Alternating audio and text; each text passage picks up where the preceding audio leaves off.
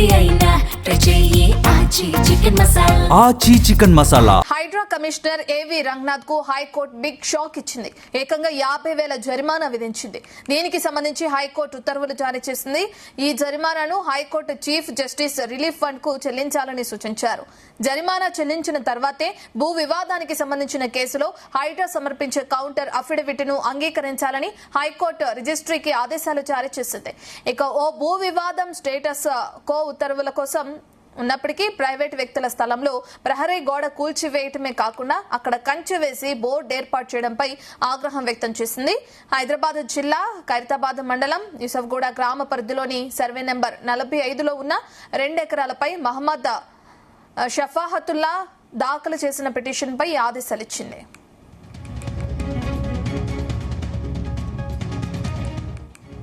పూర్తి డీటెయిల్స్ మా crime bureau chief Raviteja అందిస్తారు. రవితేజ, హైడ్రా కమిషనర్ ఏవి రంగనాథ్ కి జరిమానా విధించడం చూస్తున్నాం మనం కోర్టు. అసలు జరిమానా విధించడానికి గల ప్రధాన కారణాలు ఏంటి? కేసుకి సంబంధించిన పూర్తి డీటెయిల్స్ చెప్పండి.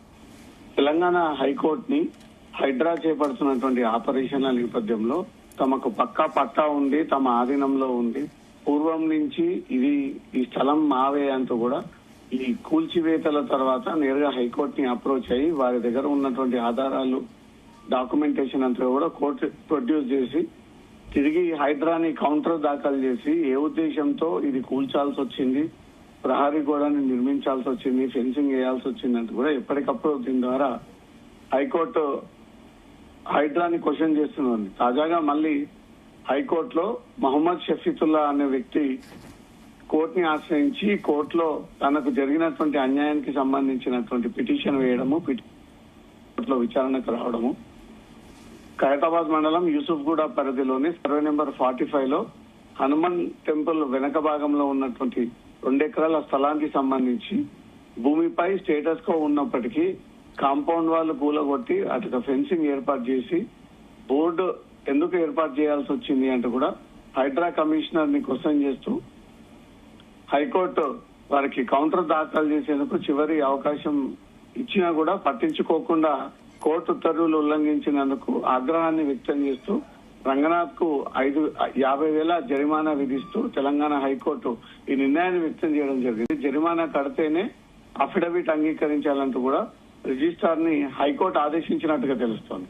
ఈ బాధితులు కోర్టుని అప్రోచ్ అవ్వడము, కోర్టు ద్వారా హైడ్రాకి నోటీసులు అందజేయడము, పదే మందలించడము, అయినప్పటికీ హైడ్రాలో ఎలాంటి తీరు మారకపోవడము, వాళ్ళ కూల్చివేతల ప్రక్రియ నిలపకపోవడము, సాధారణ ప్రజలని చూడకుండా మిడిల్ క్లాస్ అనే వారు చూడకుండా ఏళ్ల తరబడి అదే ఇళ్లలో అదే స్థలాల పైన వీళ్ళు ఆధారపడి ఉన్నటువంటి వాటిని వెనక ముందు రికార్డ్స్ పరిశీలించకుండా కోర్టు ఆధీనంలో ఉన్న కోర్టు ఆర్డర్ ఇచ్చినప్పటికీ హైడ్రా అవేవి కూడా పాటించకుండా ఈ కూల్చివేతల ప్రక్రియ కొనసాగించడము, మళ్ళీ చుట్టుముట్టు ఫెన్సింగ్ వేసి ఇది హైడ్రా స్థలం అంటూ కూడా వీళ్ళు బోర్డు పాతడంపై మాత్రం అనేక సార్లు హైకోర్టు దృష్టికి తీసుకొచ్చినప్పటికీ ఎప్పటికప్పుడు హైడ్రా కమిషనర్ ని కోర్టు క్వశ్చన్ చేస్తూ వీటికి సంబంధించిన వివరాలు కౌంటర్ రూపంలో సమర్పించాలంటూ కూడా ఆదేశాలు జారీ చేయడం జరిగింది.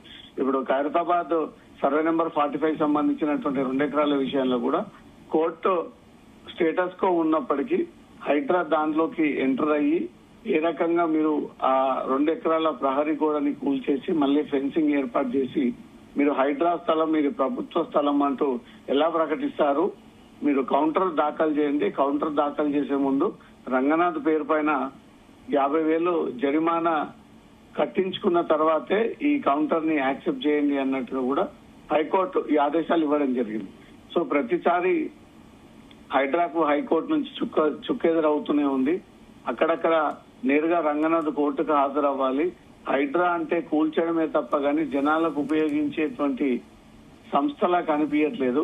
ఈ హైడ్రాకి చట్టబద్ధత లేదని గతంలో, చట్టబద్ధత వచ్చిన తర్వాత కొన్ని చేంజెస్ చేపడుతూ ఎలాంటి కూల్చబోమని ఒకసారి, ఇది ప్రభుత్వ స్థలం అని ఒకసారి, ఆల్రెడీ నిర్మాణాలు చేపట్టి ఈ నిర్మాణాల్లో మేము ఉంటున్నాము అని ఒకసారి హైడ్రాకు ఒక క్లారిటీ లేకుండా ఏవైనా ఫిర్యాదులు వచ్చినటువంటి వెంటనే ఆ డాక్యుమెంట్స్ అన్ని పరిశీలించకుండా, పూర్వపరాలన్నీ కూడా పరిశీలించకుండా వరుసగా యంత్రాలను పెట్టి అధికారులను సీన్ లోకి దింపి పోలీస్ ప్రొటెక్షన్ తీసుకొని రెగ్యులర్ గా కూల్చివేతల ప్రక్రియ కొనసాగిస్తా ఉన్నారు. కాబట్టి నగర ప్రజలు ఇప్పటికే హైడ్రాపై తీవ్ర విమర్శలు వ్యక్తం చేస్తా ఉన్నారు.